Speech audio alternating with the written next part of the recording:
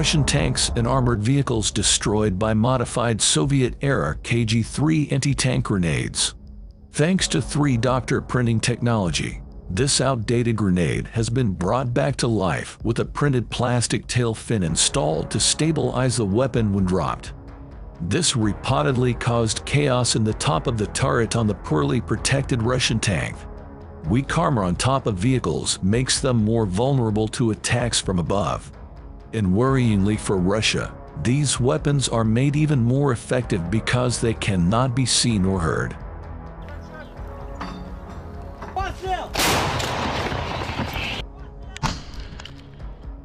The new weapon, named KG-1600, only weighs about 1 kilogram.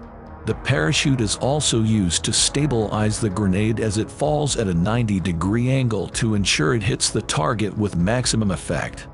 The size of the guns also means they can potentially be brought down using regular civilian drones, which can be purchased online, turning them into unmanned bombers.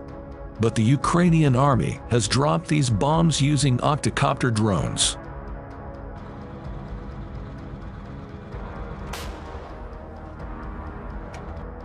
This drone is very light and can carry a camera, meaning it can be operated from hundreds of meters away on unsuspecting targets. The Telegraph reported that their small size made them nearly impossible to see or hear from the ground. Tests reportedly proved that the grenade could be dropped from a height of 300 meters and still successfully destroy a 1-meter target.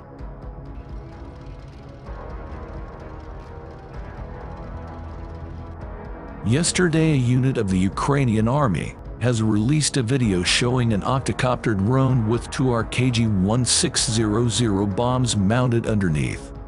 Footage also shows modified weapons being dropped on Russian soldiers. A drone also dropped an KG-1600 on a Russian logistics vehicle.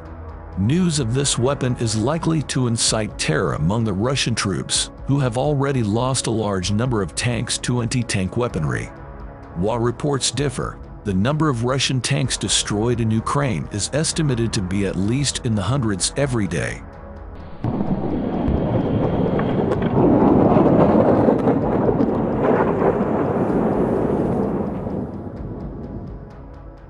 In Bakhmut city, the Ukrainian military has reported bloody fighting unprecedented in recent decades in the eastern city as the death toll from Russian attacks on residential buildings near Sloviansk rose to 11. The fighting reported on Saturday came as the Russia's defense ministry said fighters from the Wagner mercenary group had captured 2 more areas in Bakhmut.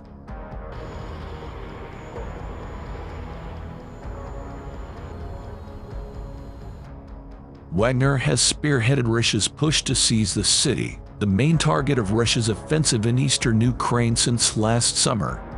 The battle has been the longest and deadliest battle of the war for both sides. A bloody battle unprecedented in recent decades took place in the middle of an urban area of the city, said Serhiy Cherevati, spokesman for Ukraine's Eastern Military Command. Our army did everything in a bloody and fierce battle to destroy the enemy's combat capability and break his spirit, he told television channel 1+1. Every day, in every corner of this city, they are doing it.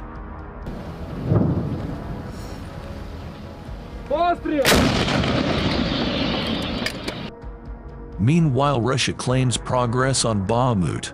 Wagner's assault units have advanced successfully, capturing 2 districts in the northern and southern outskirts of the city, the Russian Defense Ministry said in a briefing. He added that Russian paratroop units were supporting the claimed advance by holding Ukrainian troops on the flanks.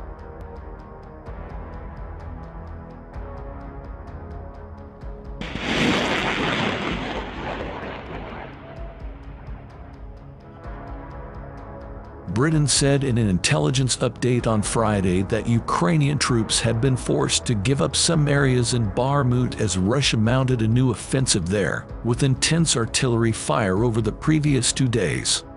Near Sloviansk, which is about 45 km 27 miles to the northwest, Ukrainian officials said rescuers had recovered the bodies of 2 more people from under the rubble of a house hit by a Russian missile, raising the toll there to 11.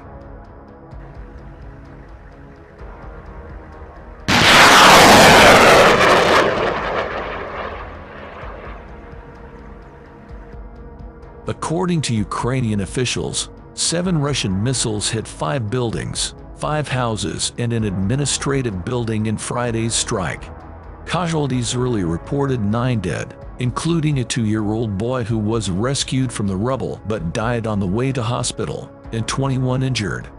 First Lady of Ukraine Olena Zelenska sends her condolences to the child's family during this indescribable grief.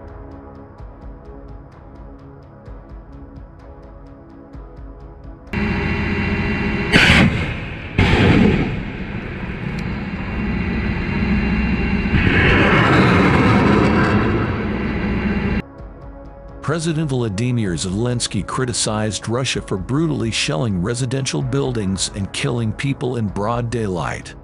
Ukrainian officials said rescue teams in Sloviansk were continuing to search for the 5 people remaining in the rubble of the apartment building, as well as the occupants of 3 units who were reported missing.